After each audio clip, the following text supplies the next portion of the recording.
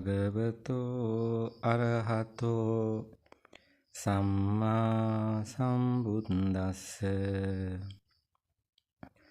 අරහතු භාග්‍යවතු බුදු පියාණන් වහන්සේට මාගේ নমස්කාරය වේවා.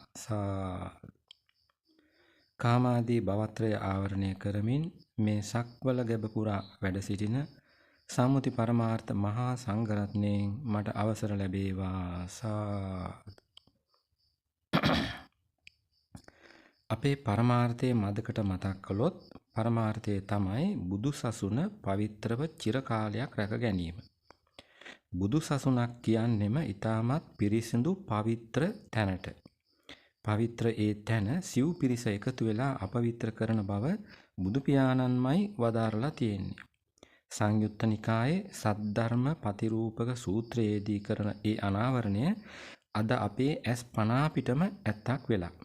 මම සෝවාන් මම රහත් කියා තමාම හුවා දැක්වීම පිටුපස ඇති ධර්මතා ගොන්නක් පළවන දේශනාවේදීම කතා කළේ ඒ නිසයි. අරයා සෝවාන් මෙයා අරහත් ආදී ලෙසින් අන් අය වෙනත් අයට මගඵල දීමෙන් වන අපවිත්‍රතාව ගැන තුන්වන දේශනෙන් සාකච්ඡා කළ බවත් මතක ඇති. ඒ සාතික දීම ඔස්සේ කරන පුද්ගල මැනීම බුදු පියාණන්ට හැර අන් අයට කළ නොහැකි බවත් හතරවැන්න වූ ගිය දේශනෙන් පැහැදිලි කළා මතක ඇති. අද තියෙන්නේ පස්වන දේශනය. මාතෘකාවට ගන්නේ පැති කීපයකින්ම සසුන අපවිත්‍ර කරන කෘතියක්. කෘතියේ නම සම්මා දිට්ඨි. සුදුසු නැති නිසා එය ලියා ඇති ස්වාමින් වහන්සේගේ නම කියන්නේ නැහැ.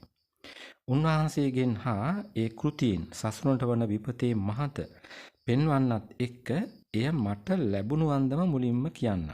හොඳින් අහගන්න. කලකට පෙර මං බිරිඳක් සොයා ගන්න පුවත්පත්වල මංගල දැමීම් පළ කළා. ගම්පහ පැත්තේ පියෙක් එක දැන්වීමකට මට කතා කරලා විස්තර ඇහුවා. ඒ විස්තර කතා කරන අතරේ එතුමා වර්තමාන ධර්මදේශනා අප්‍රසාදයෙන් ප්‍රතික්ෂේප කළ නිසා මා කලක සිට අහන ධර්මදේශනා කීපයක් ගැන කිව්වා. එවිට ඒ මහතා ඒවා ත්‍රිපිටක කරුණු වලින් කියන බණ දැයි ඇහුවා. මම වහා ඔව් කියා පිළිතුරු දුන්නා. එවිට ඔහු කියාගෙන ගියේ මෙවන් දෙයක්. ඒ මොන බණද? ත්‍රිපිටකයේ තියෙන්නේ බමුණු මතනේ. අනික ත්‍රිපිටකයෙන් කියන ඒවා කර කර මැරෙන්න ඕනද? ලේසියෙන් නිවන් දකින්න ක්‍රම දැන් තියෙනවනේ. මම නිහඬව අහගෙන ඉඳලා ඒවා දේශනා කරන්නේ කවුද කොහේදීද කියලා විමසූ විට ඒ මහතා කී දේවල් මෙහෙම ගොනු කරනවා. හොඳින් අහගෙන ඉන්න. ඒ කියන ලෙහෙසි මග කියා දෙන්නේ ගිහිව ඉද්දිම බෞද්ධ පොත් ලියා දැනට පැවිදිව හුදකලාවේ ඉන්න ස්වාමින් වහන්සේ නමක්. අරහත් වීමෙන් ලද අත්දැකීම්ද පාදක කරගෙන ලියා ඇති පොත් මරදානේ පොත් හලකක් තියෙනවා. සංයුක්ත තැටිත් බෙදා හරිනවා. ඊට අමතරව උන්වහන්සේ විශේෂ තැනකදී දේශනාද පවත්වනවා. එතනට එන උගත් ගිහි 10-12 දෙනෙක් පමණ දැනටමත් රහත් වෙලා ඉන්නේ. ඕක තමයි ඒ මහතා කී දේවල සාරාංශය. පසුදිනම මරදානට ගිය මං පොත් දෙකක්ම මිලට ගත්තා. මතකයේ හැටියට ඒ වසර 2015 මිලදී ගත්තේ හේතු කීපයක් නිසා. ප්‍රධානම එක තමයි ඒ කියන හිමිනමගෙන් සසුනට වන හානිය වටහා ගන්න තිබිච්ච හදිස්සිය.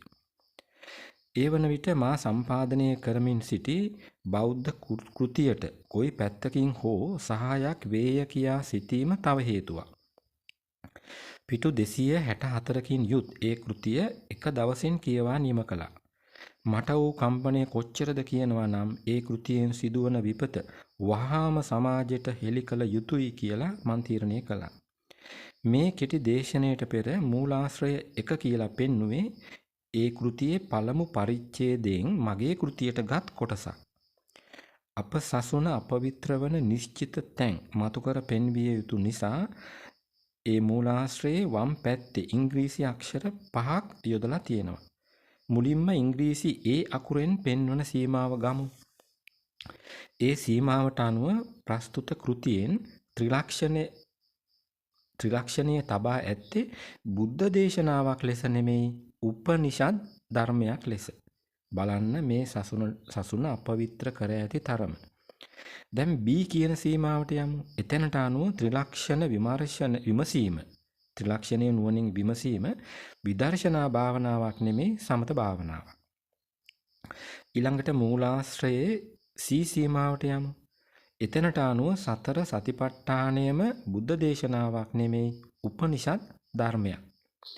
දැන් D සීමාවටත් යමු. එතනට අනුව ලෞකික ධර්මයක් නිසා බුදු පියාණන් බැහැර කරපු ඒ සතර සතිපට්ඨානය හිතුවක්කාර කෙනෙක් ත්‍රිපිටකයේ ලියා තියෙනවා.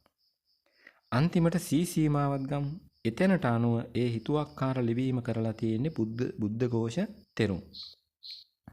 මගේ මේ දේශනය අහගෙන ඉන්න අයගේ දෙලොව යහපත පිණිස ඉහත කී අපවිත්‍ර තැම් 5 මෙහෙම පවිත්‍ර කරනවා.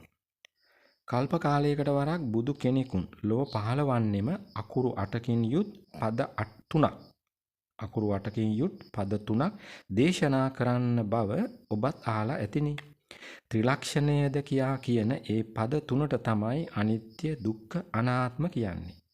පටිසම්භිදා මග්ගප්පකරණය ත්‍රිපිටක ග්‍රන්ථයට අනුව බුදු පියාණන් විමුක්ති මුඛ 3 පනවා ඇත්තෙත් එම ලක්ෂණ 3 මත. ඒ උතුම් ත්‍රිලක්ෂණයේ වැඩිම සමත භාවනාවක් නෙමෙයි පැහැදිලිවම විදර්ශනා භාවනාවක්. සතර සතිපට්ඨානය කියන්නේ බුදු පියාණන් බැහැර කරපු දෙයක් නෙමෙයි ගැඹුරු වැඩි නිසා එකල ප්‍රඥාවන්තම අය සිටි කුරු රටදී උන්වහන්සේ කළ උතුම් දේශනාවක්. දීඝ මජ්ක්‍ධිම කියන නිකායේ දෙකේම එය ලියා තැබුවේ සකස් කරපු දෙයක් ලෙස නෙමෙයි සියවස් 4ක්. ඒ කියන්නේ වසර 400ක් මුඛ පරම්පරාවෙන් රැකගෙන ආපු පිරිසිදු බුද්ධ වචනය ලෙස. අදින් වසර 2200කට පෙර කාලය වන බුද්ධ වර්ෂ 400 කියන්නේ සිව් පිළිසිඹියා සහිත මහරහතන් වහන්සේලා වැඩ සිටි කාල වකවානුව. ත්‍රිපිටක ග්‍රන්ථාරූඪය සිදු වූ ඒ කාලයේ ඇති අගය පෙන්වන්නමයි චිත්‍රය 1 දේශනයට පෙර පෙන්වුවේ. බුද්ධඝෝෂ හිමියන් ලංකාවට වැඩියේ ඒ වන විට ලියා තිබූ හෙළ අටුවා, ඒ කියන්නේ සිංහල අට කතා පාලි භාෂාවට පරිවර්තනය කරන්න මිසක් ත්‍රිපිටකය ග්‍රන්ථාරූඪ කරන්න නෙමෙයි. සම්මාදිට්ඨි කියන කෘතියෙන් මේ සසුන අපවිත්‍ර කර ඇති තැන් 5ක් පමණයි ඔය පවිත්‍ර කළේ. අපවිත්‍ර කරපු තැන් තව බොහෝ තියෙනවා. මූලාශ්‍රය 2 කියා දේශනයට පෙර පෙන්වුවේ එවන් බරපතල තැනක්. එයත් හොඳින් කියවා බලන්න. දැන් දේශනයට පෙර පෙන්වූ මූලාශ්‍රය 3ට යමු. අදාළ හිමිනම නිවන් දකින්න කෙටි මාර්ගය පනවා ඇති අන්දම තමයි එහි තියෙන්නේ. හොඳින් බලන්න මගේ බුදු පියාණන් නිවන් දකින්න පනවා ඇති ධර්මතා 37ට අමතරව අලුත් දෙයක් එතන තියෙනවද කියලා. එතන කිසිම අලුත් දෙයක් නැහැ. පුදුමය එය නොව පුදුමය වන්නේ උන්වහන්සේම තම කෘතියෙන් උපනිෂද් ධර්මයක් කියා පහළට දාලා තියෙන සතර සතිපට්ඨානයත් උන්වහන්සේම පෙන්වන කෙටි නිවන් මාර්ගයේ කොටසක් වී තිබීමය.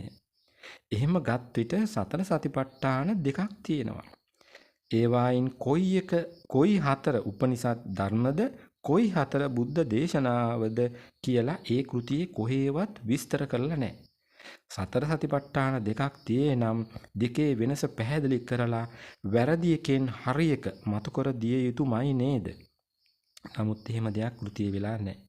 මුලදී මා කී පියාට කතා කොට සම්මාදිට්ඨි කෘතියේ සතර සතිපට්ඨාන දෙකක් සඳහන් බව කී විට ඒ මහතා ගත් කටටම ඇහුවේ ඒකේ එහෙම දෙයක් තියෙනවද කියා පමණි. මා ඔව් යයි කී පසු නැවත කතා කළේ නැත. දේශනයට පෙර පෙන්වූ මූලාශ්‍රය 4ට දැන් අවධානය යොමු කරමු. එහි තියෙන්නේ ඉහත බඳු අපවිත්‍ර කිරීම් වලින් ගහන සම්මාදිට්ඨි කෘතියට පේරාදෙණියේ මහාචාර්යවරයෙක් සපයා ඇති පෙරවදනේ කොටසක්. ඒ මෙරටේ මහාචාර්යවරුන්ගේ තරමය. මේ මොහොතේ මට මතක් වෙනවා ජපානයේ සිට පැමිණ දොරමඩලාවට සහභාගී වූ ජපන් මහාචාර්යවරයෙක් එහි සිටි පිරිසගෙන් අහන පැනයක්. එතුමා අහනවා ලංකාව ඔබලාට වටින්නේ කුමක් නිසාද කියලා. ලැබුණු පිළිතුරු වලට පසු ඒ උතුම් මිනිසා කියනවා පිරිසිදු තේරවාදී බුදුදහම ලංකාවේ ග්‍රන්ථාරූඪ කළ නිසා මට ලංකාව ගොඩක් වටිනවා කියලා. බලන්න අපේ රටේ මහාචාර්යවරයා කොච්චර පහතට වැටලාද කියලා. එහෙම වැටෙන්න මා දකින හේතුව මගේ අන්තිම බෞද්ධ කෘතියට කැටි කරලා තියෙන අන්දම තමා මූලාශ්‍රය 5 කියලා අන්තිමටම පෙන්වුවේ. ඇහෙන්නත් සලස්සනවා හොඳින් සවන් දෙන්න. අවබෝධය යනු මම මා තුලම හිර නොවි මගෙන් නිදහස් වූ බවට ඇති වැටහීමය. දහම් සාගරයට සැක බිය නැති බවය. දහම් සාගරයේ අතරමං නො වූ බවය. අවබෝධය යනු ත්‍රිපිටකයත් මමත් එකක් ලෙස වැටහෙන තැනය. ඔන්න ඔය කියන තැන නැති බොහෝ අයට ත්‍රිපිටකයම ප්‍රශ්නයක්.